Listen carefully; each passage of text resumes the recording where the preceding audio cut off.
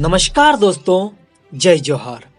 हमारे पिछले एपिसोड में अब तक आपने देखा कि टंट्या भील मध्य प्रदेश के खंडवा जिले में सनावत के पास हरबंसपुरा गांव आते हैं। ये गांव सनावत से पूर्व दिशा में कुछ ही दूरी पर था। हरबंसपुरा में अपने दोस्त जेसु पटेल से यूं ही बातचीत करते हुए जेसु उन्हें एक भिड़ंत के बारे में बताते हैं जो टंट्या के साथियों और पुलिस की भील को टुकड़ी के बीच हुई थी।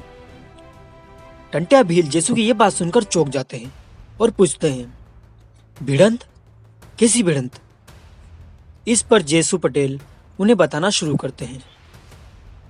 इससे पहले कि आप वीडियो की भावनाओं में बह जाएं, फटाफट से इस चैनल को सब्सक्राइब करके पास वाली बेल आइकन को दबा दें ताकि हर वीडियो की नोटिफिकेशन आपके पास सबसे पहले आ जाए।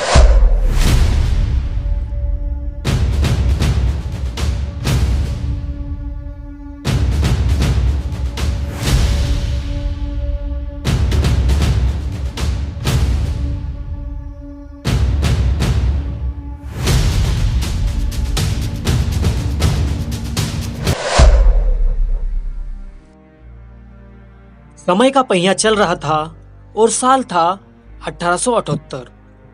टंट्या मामा के इतने जोर देने पर जेसु पटेल उन्हें इस भिड़ंत के बारे में बताना शुरू करते हैं। मामा, अभी कुछ दिन पहले की ही बात है जब आप चारवा के जंगल में ठहरे हुए थे और आपके कुछ साथी इसी इलाके में अलग अलग बिखरे हुए थे। कई जगहों पर एक साथ कार्रवाइयां करने के लिए बहुत लोगों की जरूरत पड़ गई, इसलिए ज्यादातर बागी विद्रोही अभियानों में खंडवा, खरगोन, बैतूल, हरदा और होशंगाबाद में फैले हुए थे और आपके भीलवन वाले ठिकाने पर दीपिया, नानकू और आपको मिलाकर केवल 50-60 लोग ही होंगे। अब हुआ यूं कि मेजर इवांस के मुखबिरों को इस बात की खबर लग गई। Major William Evans British Army का बहुत कपटी और नीच किस्म का ऑफिसर था। हालांकि उसके लोग इतने भरोसेमंद नहीं थे, परंतु उसका लालची दिमाग और नीच नजर हमेशा से ही स्वतंत्रता संग्राम के क्रांतिकारियों पर रहती। झिरनिया के पास बिलखेड़ गांव में कुछ बागियों के छिपे होने की खबर जैसे ही उसे लगी, उसने तत्काल ब्रिटिश आर्मी के 2000 सैनिक टंट्या भील को पकड़ने के लिए तैयार किए। अपनी 2000 सैनिकों की भील को टुकड़ी को लेकर मेजर इवांस जंगलों से होते हुए खरगोन की तरफ बढ़ने लगा ताकि इस बात की खबर किसी को भी न लग सके। लेकिन उस फिरंगी को क्या मालूम था, टंट्या भील के चाहने वाले आदिवासी अपने मामा के लिए खून बहाने से भी नहीं कतराते। आदिवासी ही क्या, मामा ने तो सभी लोगों का ख्याल रखा था।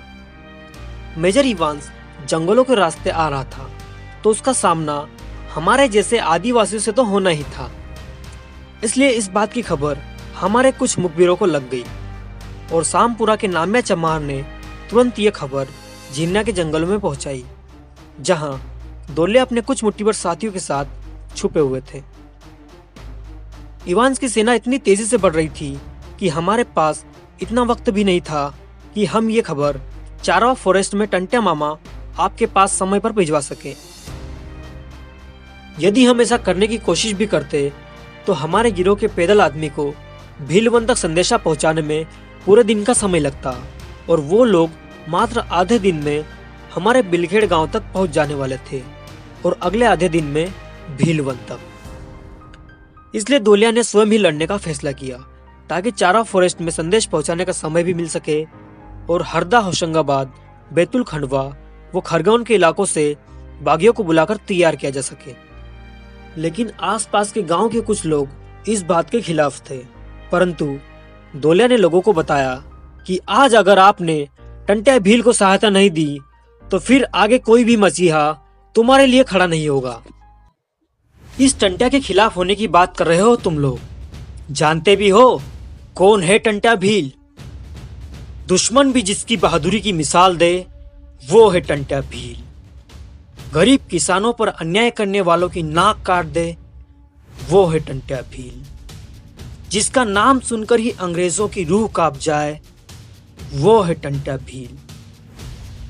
खुद के पैरों में तो जूते तक नहीं, लेकिन करोड़ों का खजाना अंग्रेजों से लूट कर गरीबों में बांट दे, वो है टंट्या भील।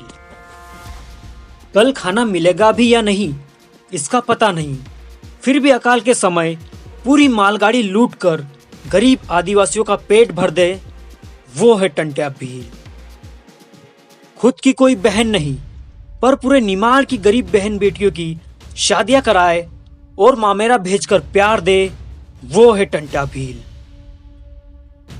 किसानों को कोड़े मारकर चमड़ी उधेड़ देने वाले जुल्मी साहूकारों को जिंदा गाड़ दे, वो है टंट्या भील।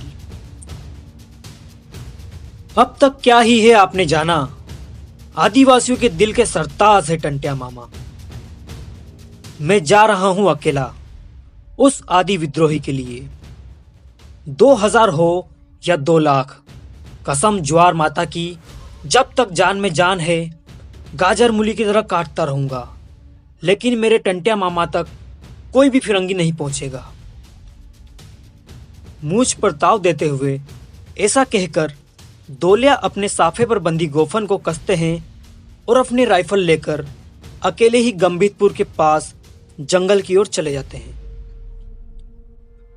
क्या होगा अब आगे?